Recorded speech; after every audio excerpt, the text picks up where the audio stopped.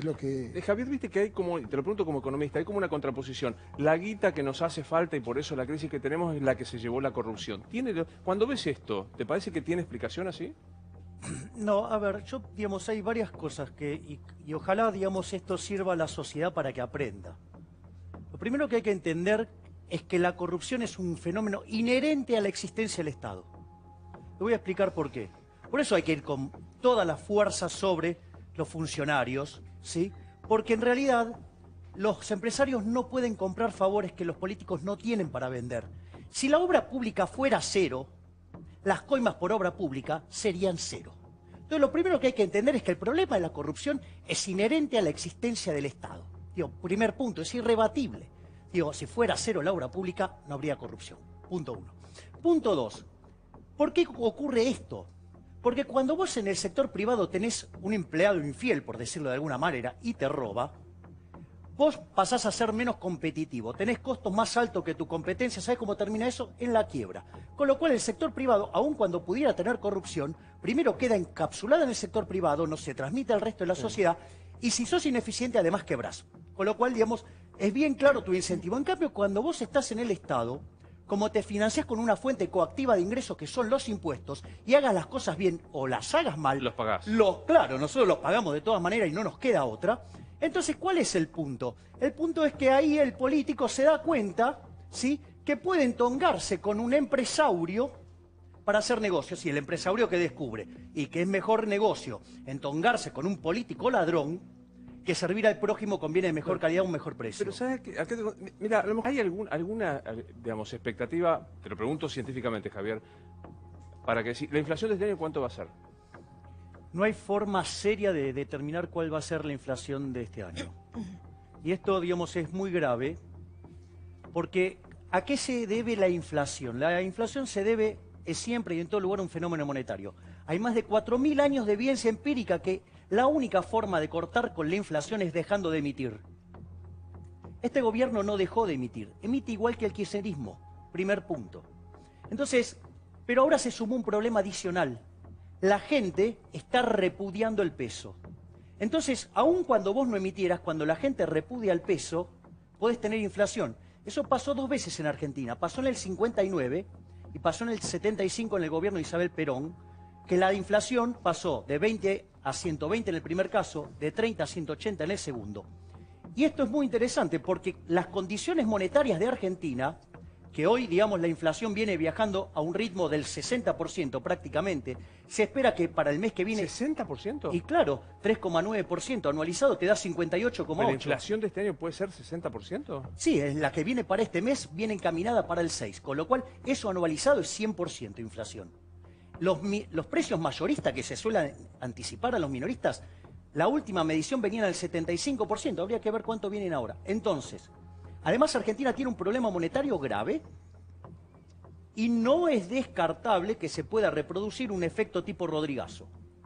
Con lo cual, esto es muy delicado y acá hay responsables directos. Mar va a salir corriendo, está claro que tiene un emprendimiento. Mar sale corriendo automáticamente.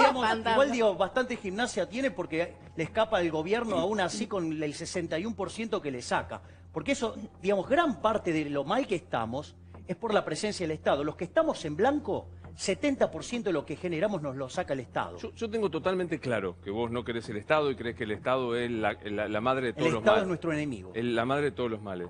Pero digo, pensá a quien te está viendo en este momento, la persona que está viendo en este momento, y te dice una inflación de 60%, digamos, el dólar que sigue siendo para nosotros como una gran referencia. Y lo bien que está. Y lo bien que está. Argentina, desde que tiene Banco Central, le quitó 13 ceros a las monedas.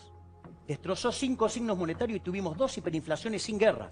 Desde que Perón lo nacionalizó el Banco Central, la inflación promedio, hasta la convertibilidad, que fue el repudio de la moneda, fue 225% por la inflación promedio. Está muy bien que la gente le escape al peso. ¿Sabes por qué? Porque el peso es la moneda que emite el político argentino. Y como tal, no vale ni siquiera bono. ¿Me explicás cómo vas a inaugurar el lunes que viene? Yo me quiero ir ya. No el lunes que viene. Hay salida, Carlos. Se llama Ezeiza. El señor... No, lo hacía en chiste. No, lo digo en serio. Argentina es inviable. con esta presión No, pará, porque fiscal... está inaugurando 3 salas de teatro el lunes que viene, el Multitabarís, lunes 24, ¿verdad? Primero tiene que rogar que no se le corte la luz para poder inaugurarla, pobre. Sí. Ay, buenas. Ya estoy agotado. ¿Producir en Carlos Paz el verano? No, yo trabajo solamente en Mar del Plata y en Buenos Aires. Ah, está. ¿Pero ves que es viable? Rottenberg apuesta, No, digo. a ver, Franchín tiene... una Mar apuesta, cosa- Magdalena cosa- sigue laburando todo. A ver, una cosa es que la gente le busque la vuelta y que intente sobrevivir, y a mí me parece brillante lo que está contando y me parece digno, digamos, de contar en una escuela de negocios. Ahora, ese es un punto. Punto 2. Argentina, hasta mediados del siglo XX, era el quinto país más rico del mundo en términos de PIB per cápita. Hoy estamos abajo de 60. Nuestra decadencia no tiene parangón. Y una cosa que yo quiero mencionar, lo de este gobierno es un fracaso escandaloso.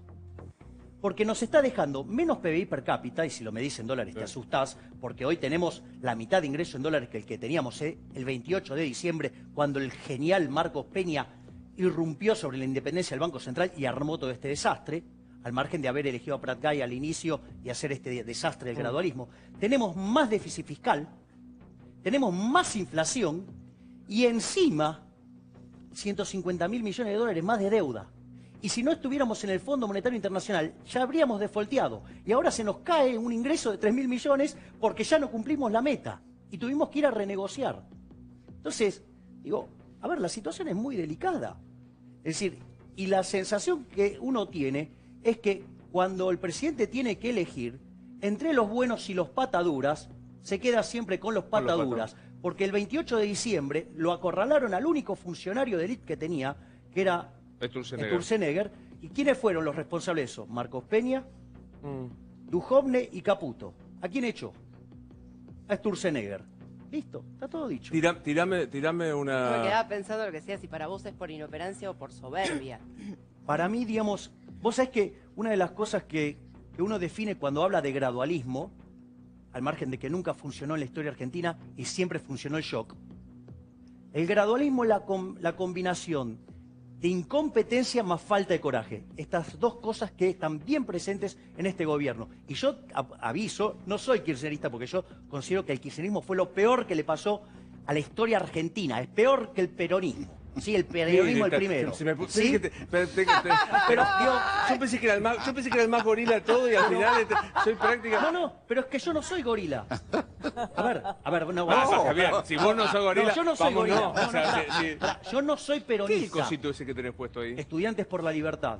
Son estudiantes de todo el mundo que se dedican a difundir las ideas del liberalismo. Ideas que en Argentina, que eran las de Alberdi, de ser un país de bárbaro, nos llevaron a ser el país más rico del mundo. Pasamos del dólar a las gordas, no sé. Me parece una historia formidable en varios aspectos. Primero, digamos, cómo procesa la situación adversa y la convierte esa situación adversa en su maestro, y a partir de eso aprende la lección y evoluciona y se impone. Una de las cosas que habían quedado antes con el negocio de ella, a mí me vino a la cabeza un libro de Albert Hirschman, un economista, que lo invitan al Banco Mundial. Y dice, usted, digamos, se le dan el cargo de economista jefe. Dice, acá dieron préstamo todo el tiempo a grandes proyectos, nadie salió a mirarlo. El tipo sale a mirar cada uno de los proyectos, de los grandes proyectos del banco. Y eso lo plasma en un libro, y hay algo que es muy interesante, porque muestra el rol del empresario, el rol del tipo que mete. Cuenta el caso de una empresa, por ejemplo, en Pakistán, digamos que su insumo era un pastito que nacía así gratis. Y viene un cambio climático y destroza el pastito. O sea, en condiciones normales esa empresa quebraba. Y el tipo era un metedor, le metía. Hizo de ese negocio un éxito. Y cuenta de otro caso donde, por ejemplo, digamos, un tipo, digamos, con una empresa bien puesta, digamos, con condiciones favorables y con shocks negativos, pero leves, que podría haber, y quiebra. Entonces dice, ¿dónde está la gran diferencia? Y en las personas, o sea, el tipo que, digo, le mete, es decir, entonces, digamos, el ejemplo de Mar, el ejemplo de Carlos, o sea, digo, me parecen ejemplos notables de tipos que, digo, la pelean. Ahora, digo, eso igual... Pero para Javier, alguna vez leí que te habían hecho bullying a vos, ¿vos habías tenido... Sí, mi padre. ¿Tu viejo? Sí, claro. ¿Por qué? Bueno, digamos, o sea, de chico, digamos, o sea, había maltrato físico Y estamos hablando de una persona de 1,90 m, no eran palizas normales. Y después, cuando yo, digamos, estudiaba, bueno, siempre fue muy despectivo para mi carrera, siempre me dijo que era una basura, que con eso me iba a morir de hambre, que iba a ser toda mi vida un inútil. Ay, Dios mío. Bueno, muy útil no soy, ¿no? Porque digo cosas horribles, así que... Pero, digamos, al margen de eso, y bueno, y durante mi época en la universidad, digamos, o sea, me exponía a situaciones muy complicadas para que me fuera mal en los exámenes. Pero Epa. tenía muchos celos, Bueno, seguramente. pero no, acá- eso es pero- maldad. no, está eso. bien, pero igual... Además, el bullying más doloroso que te puede pasar. Está bien, Te lo hace un pero- compañero envidioso, pero te lo hace tu padre. No, pero ¿sabes Compararlo qué? con el papá de Mar, ¿no? Que Por la eso. acompañó, Bueno, que pero estaba... fíjate esto. ¿Qué es lo que pasa? A ver, todas esas palizas que yo recibía cuando era chico, eso hace que yo hoy no le tenga miedo a nada. Ay, Es decir, pero a mí igual, no hay evento que a mí me asuste. Primer punto. ¿Vive tu viejo? Sí, claro. Ay, no. Y segundo, ¿Y tenés buena relación? no me hablo hace muchos años ni con él ni con mi madre. O sea, con mis Eso te quería progenitores no preguntar, hablo. porque Decime, cómo... Pero- ¿tu papá era buen mozo? No sé, eso no lo voy a juzgar yo. No, Bueno, porque pero sabes sé que objetivo. te debía Pero- tener unos celos terribles, porque vos sos muy buen mozo. Bueno, yo no lo siento que sea así tampoco. No, en pero- serio. Te está piropeando Magdalena. Sí, sí. O sea, no está entendiendo. ¿Sabes lo que pasa? ¿Sabes lo que pasa? Que A yo mí vivo en un nunca me sueño dijo buen mozo, a pará, Ginés tampoco pero es le que dijo yo buen vivo en un mozo. sueño permanente. Vos viste lo que es mi novia está sublime. Tu O novia sea, es hermosa, que está por por ahí. eso. Ahí está, mira, está Daniela. Detrás de cámara. Mi Está novia. Daniela, que es hermosísima. Pero por eso, digo, ¿sabes qué? Y te cuento otra cosa más. Vos sabés que una de las cosas que decía Kissinger... Este es un programa muy loco, quiero decir que hemos llegado a un programa muy Sí, loco. Yo sí, no conocía sí, esta historia No, de le quería Javier, preguntar. no Sí, tenía pero idea. esta es la parte positiva, porque siempre puedes sacar lo positivo. A ver, mirá que te decía Kissinger, le dice, bueno, pero los tiempos de crisis, tomar decisiones ahí, dice, no, bueno, eso no es un problema, porque los cobardes, sí, y los que no saben se las pican, entonces se quedan los que saben hacer lo que tienen que hacer y todo. Por ejemplo, a mí, yo digamos, por ejemplo, a mí me atacaba para que me fuera mal en mis exámenes, tuve 9,43 de promedio. ¿Sí? Y cuando viene una situación de alto estrés, donde todos están asustados, donde todos tienen miedo, no saben qué hacer, yo resuelvo como si nada. Javier- Entonces, lo que Sí, digo, lo que pasa hay es que saber Javier, capitalizar capaz, eso. a ver, en esto que vos decís, en los exámenes ya eras más grande, ya entendías Claro. la psicopatía de tu padre y entonces hasta pero es cuando como era chico y decirle, me fajaba. mirá, lo aprobé. Ahora, de chico, perdón, no, porque la pregunta puede ser molesta, ¿dónde estaba tu madre? Bueno, vos sabés que los padres tienen un contrato preexistente a uno. Entonces, bueno, No, digamos, no. o sea... Pero No, el contrato no. preexistente es que vos no le pones la mano a mi Tienen un hijo porque contrato te con vos desfiguro también. yo a vos. Bueno, ok. ¿Cuánto hace que no hablas con tus viejos? Y ya debe hacer más de 8 años. Casi. ¿Y no te da ganas de hablar? No. Para mí no existen. ¿Y si te están viendo ahora en la tele? Me importa un rábano.